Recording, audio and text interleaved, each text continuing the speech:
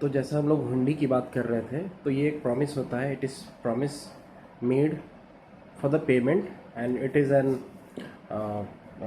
Unconditional document and it is also capable of being transferred. तो ये तो आपकी हुंडी हो गई, जिसका इस्तेमाल पहले किया जाता था as an instrument of exchange.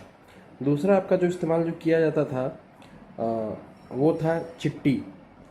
और चिट्टी का भी इस्तेमाल हम लोग यहाँ किया जाता था, खासकर इंडियन सब कॉन्टिनेंट में. और इंडिजिनस बैंकिंग में हुंडी और चिट्टी का अपना एक विशेष महत्व रहा है. साथ ही साथ चिट्टी भी एक प्रकार का इंस्ट्रूमेंट था, फाइनेंशियल इंस्ट्रूमेंट था. और जो पेयर था वो एक पेपर पे एक नोट लिख के दे दिया करता था कि हम इतने अमाउंट का पेमेंट आपको करेंगे. उस पर डेट हुआ करती थी. The chitti used to possess the date and name and signature of the payer. It was also a promise made like the bills of exchange. तो इस प्रकार से इंडिजिनस बैंकिंग में तरह तरह के अप्रोच थे जो इस्तेमाल किए जाते थे. तरह तरह की चीज़ें थी, तरह तरह के आप कह सकते हैं इंस्ट्रूमेंट थे जो इस्तेमाल किए जाते थे पेमेंट के लिए. तो पहले का इंडिजिनस बैंकिंग सिस्टम यही था. एक और बात जो बड़ी इम्पॉर्टेंट है and the thing that you must keep in your mind is previously it was the matter of सेठ महाजन्स एंड साहूकार्स.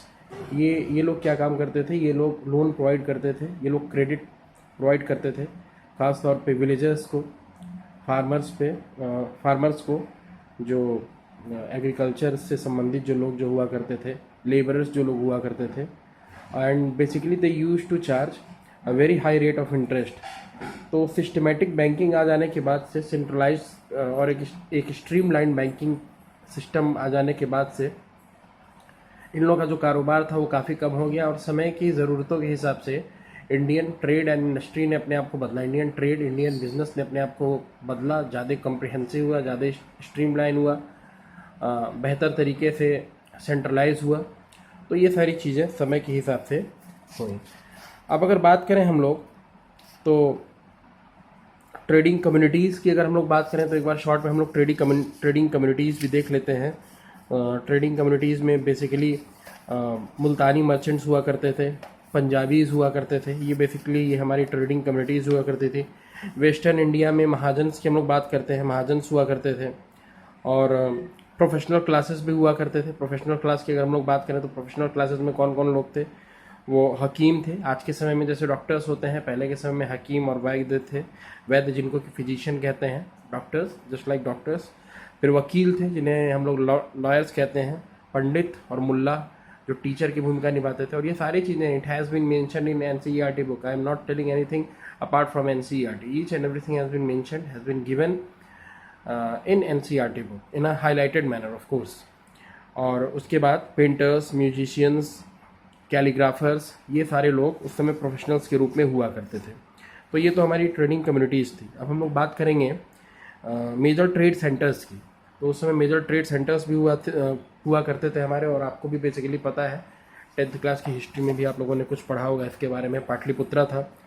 और पाटलिपुत्रा आज के समय में पटना बन चुका है, जो बिहार की राजधानी है.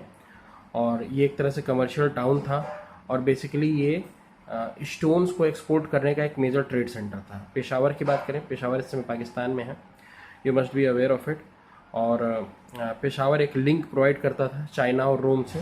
तो जो भी गुड्स की ट्रेडिंग हुआ करती थी इंडिया से, वो पेशावर वाले रूट से ही होके जाती थी. टैक्सिला, जिसको तक्षशिला के नाम से जानते हैं, यूनिवर्सिटी तक्षशिला के उस समय बहुत फेमस हुआ करती थी. और ये एक रूट था इंडिया और सेंट्रल एशिया के बीच में. तो और साथ ही साथ एक तरह से ये सिटी ऑफ फाइनेंशियल और कमर्शियल बैंक्स भी कही जाती थी तक्षशिला.